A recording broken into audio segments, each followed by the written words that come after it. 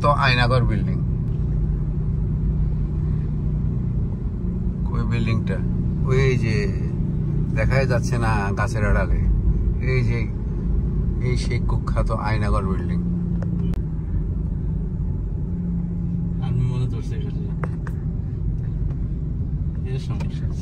জীবন অনেকটা সময় এখানে কাটাচ্ছি এই টাউনে আমি। এই সেই কুসুকাত মার্কেট, এইটার ভিতরে এখানে এখানে ক্রিকেট খেলতাম। এখানে ওইখানে খেলছে? হ্যাঁ, এখানে ক্রিকেট খেলতাম।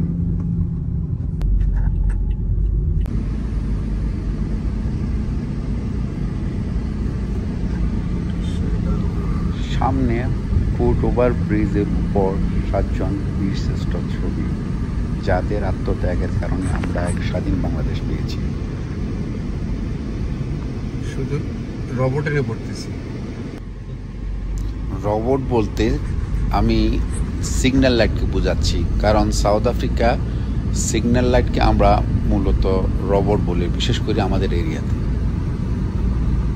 ক্যান্টনমেন্টে একটা জিনিস দেখার বিষয়, গাড়িগুলি কেমন সুশৃঙ্খলভাবে চলতেছে, বিশেষ করে রিক্সা একদম লাইন ধরে চলতেছে, কেউ কাউকে ডিস্টার্ব করছে না। এটারও একটা কারণ আছে, কারণ রিক্সার জন্য আলাদা একটা লেন করে দেওয়া হয়েছে, আপনাকে দেখতে পাচ্ছেন।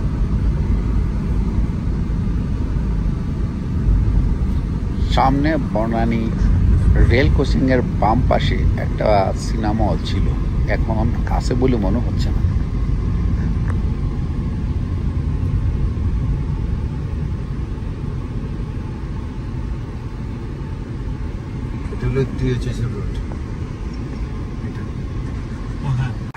সামনে পায়ে রোডটা দিয়ে আমি যখন চলে আসতাম, আমার রোডটা দেখি নাই, মনে হয় এলিভেটর হওয়ার পরে রোডটা বন্ধ করে দিয়েছে।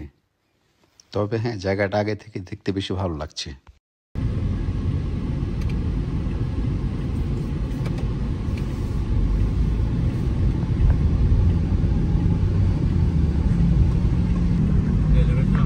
হ্যাঁ,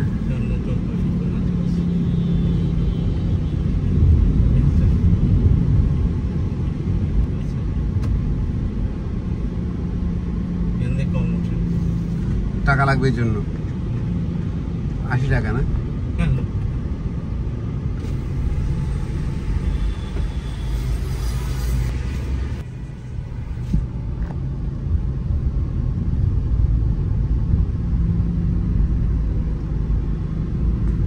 এটা কোন এরিয়া? গুলশান না বনানী? বনানী। বনানী, বনানী গোস্তান এখানে। এই যে আমরা এই যে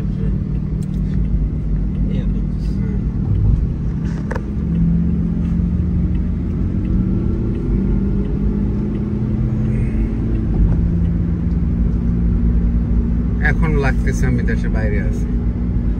হ্যাঁ,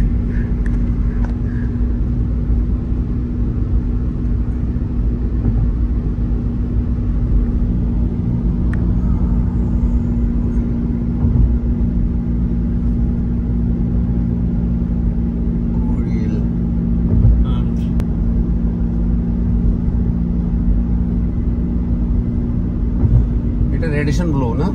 রেডিয়েশন কোটা ডান। এই যে হ্যাঁ হ্যাঁ, রেডিয়েশন ব্লো। ও হ্যাঁ হ্যাঁ, এদিকে আমার অফিস এখানে ছিল তো, এখানে বাড়ি দ্বারা ডিউচেছে। রেডিয়েশন ব্লো আমার মুখস্থ আছে। ও হ্যাঁ হ্যাঁ, আমি ওই রাস্তার কথা চিন্তা, রাস্তার ডান সাইডে পড়ে এলিভেটর তো একটু উঁচা দিয়ে গেছে। হ্যাঁ, একটু ইয়ে আছে।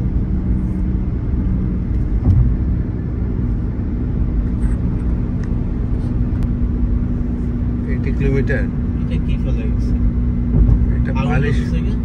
বালিশ আগুন জ্বলতেছে। আগুন জ্বলতেছে দেখলাম তো, বুঝলাম না। অকারেন্স করছে আল্লাহ জানে।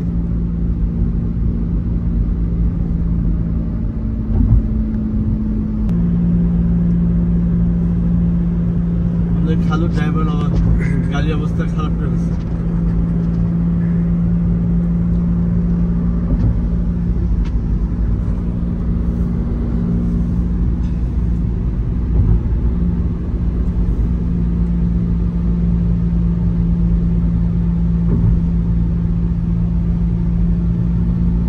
থেকে ঢাকা শহরটা খুব ভালোই লাগে।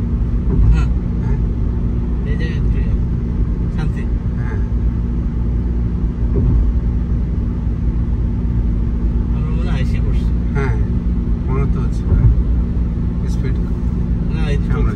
চলতেছে।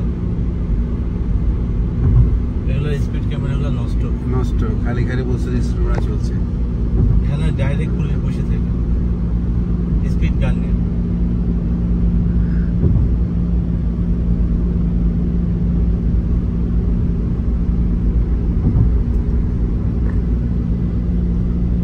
খিলক্ষেত সামনে চলে ওইটা হলো ওই পাশ দিয়ে আসলে প্রথম এয়ারপোর্ট এসে পড়ছে। আমাকে এয়ারপোর্টে ড্রপ করছে আমার বাইস্তে জামাই কবির। সবাই ওর জন্য একটু দোয়া করবে।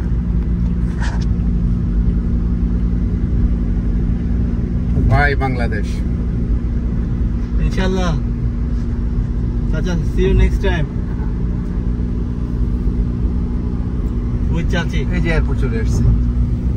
এটা নতুন টার্মিনাল। হ্যাঁ, নতুন টার্মিনালটা এটা ঢাকা এয়ারপোর্ট। এইটা টার্মিনাল 3 হবে। হ্যাঁ, আলাদা করে যেটা মানে সমস্যা বলতেছে। আমরা কি এদিক দিয়ে রং ঢুকে গেছি না? না, আমরা ওই এই টার্মিনালটার এন্ট্রি করবে ওই ইন্টারন্যাশনাল ওইটা তখন ভিতরতে করবে। আচ্ছা আচ্ছা আগে এখান থেকে বাইরে হলে ফার্স্টে ডোমেস্টিক করতেছে, আচ্ছা। ডোমেস্টিকের পরে ইন্টারন্যাশনাল।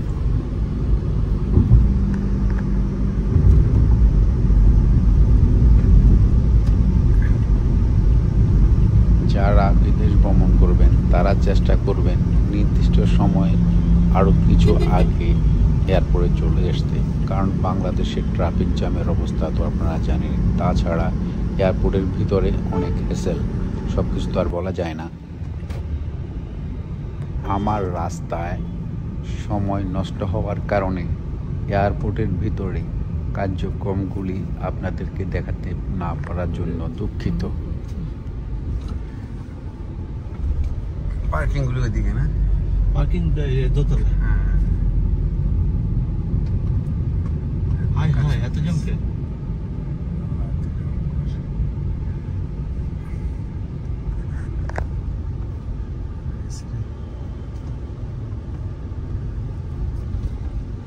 তুমি বেরিয়েছে।